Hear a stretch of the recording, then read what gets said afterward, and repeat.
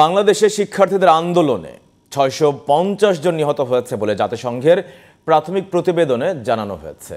শুক্রবার জেনেভা থেকে প্রকাশিত ১০ পাতার প্রতিবেদনে জানানো হয়, বাংলাদেশের গণমাধ্যম ও আন্দোলনের গতি প্রকৃতিকে তথ্যের উৎস হিসেবে রাখা হয়েছে। এদিকে অন্তর্বর্তী সরকারকে সহায়তা দিতে প্রস্তুত জাতিসংঘ জানালেন সংস্থাটির মহাসচিবের উপমুখপাত্র ফারহান হক। আরও জানাচ্ছেন মোহাম্মদ শামীম। গত জুলাই মাসের প্রথম দিকে সরকারি চাকুরিতে কোটা সংস্কার আন্দোলন শুরু হলেও একে ঘিরে সহিংসতা শুরু হয় মাসের শেষের দিকে। জাতিসংঘের মানবাধিকার বিষয়ক হাই কমিশনারের প্রতিবেদনে বলা হয়, সহিংসতায় গত ১৬ জুলাই থেকে ৪ আগস্ট পর্যন্ত ৪০০ জন এবং ৫ থেকে ৬ আগস্ট মারা যায় ২৫০ জন।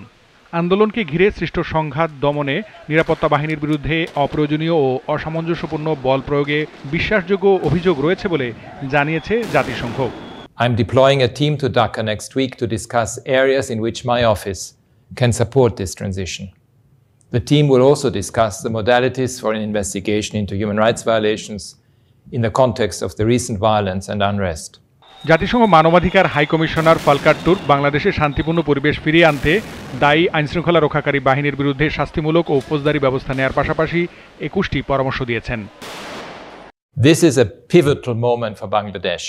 The transition ahead presents an historic opportunity to make human rights the cornerstone of governance and the rule of law, to reform and revitalize the country's institutions, to heal long-standing divisions, and to promote fundamental freedoms. এদিকে যুক্তরাষ্ট্রের new ইয়র্কে জাতিসংঘের সদর দপ্তরে নিয়মিত ব্রিফিংয়ে মহাসচিবের উপমুখপাত্র ফারহান হক বলেন, সম্প্রতি সহিংসতার ঘটনা তদন্তের সহায়তায় আগামী সপ্তাহে জাতিসংঘের একটি দল ঢাকা সফরে যাবেন। In a statement we issued last night, the Secretary-General welcomed efforts to restore calm and organize parliamentary elections in Bangladesh with the support of an interim government. He urges the interim government in the coming weeks to continue to make every effort to be inclusive, including by taking into account the voices of women, youth, and people across the country, as well as that of minority and indigenous communities as the country moves towards parliamentary elections. The Secretary-General stands in full solidarity with the people of Bangladesh and calls for the full respect of their human rights. He continues to underscore the need for a full, independent, impartial, and transparent investigation into all acts of violence. তিনি বলেন, মানবাধিকার সুরক্ষায় বাংলাদেশের অন্তর্বর্তী সরকার ও জনগণের সমর্থনের জন্য জাতিসংঘ মানবাধিকার কমিশন দৃঢ় প্রতিশ্রুতিবদ্ধ।